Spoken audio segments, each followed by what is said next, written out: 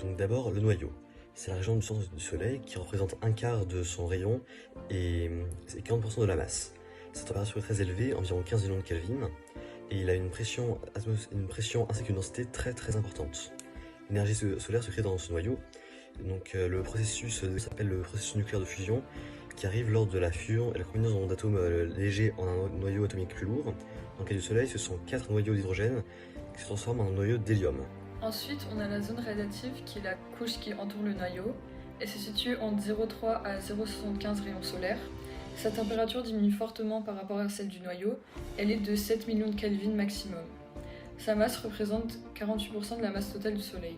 Les photons produits au cœur du Soleil peuvent mettre énormément de temps à traverser la zone radiative parce que même s'ils se déplacent à la vitesse de la lumière, ils sont constamment freinés par la collision avec d'autres particules, ce qui les fait prendre un chemin en zigzag et ils peuvent donc mettre jusqu'à 170 000 ans à traverser la zone. La dernière couche interne est la zone convective qui couvre les 0,3 rayons solaires restants. Sa masse ne représente que 2% de la masse totale du Soleil et sa température varie beaucoup, de 2 millions à 5800 Kelvin. La présence d'ions lourds dans cette couche rend le transfert radiatif impossible. Il se fait alors par convection, ce qui signifie que les gaz chauds montent, se refroidissent en surface, puis redescendent, et ce cycle permet de transférer l'énergie de l'intérieur du Soleil vers sa surface. À présent, l'atmosphère, divisée en 3 couches. D'abord la photosphère, qui a une épaisseur très fine. Donc l'étude de cette couche de gaz peut permettre de définir certaines caractéristiques d'une étoile, comme sa composition chimique.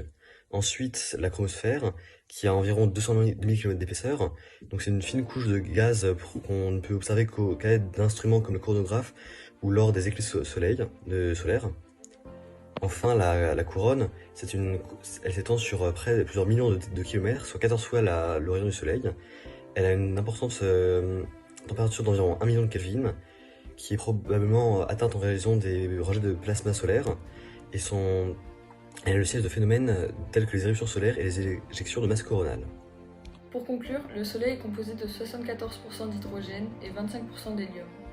Ces différentes couches assurent la production et le transfert de son énergie, ce qui lui permet de briller depuis des milliards d'années et de fournir lumière et chaleur à la Terre.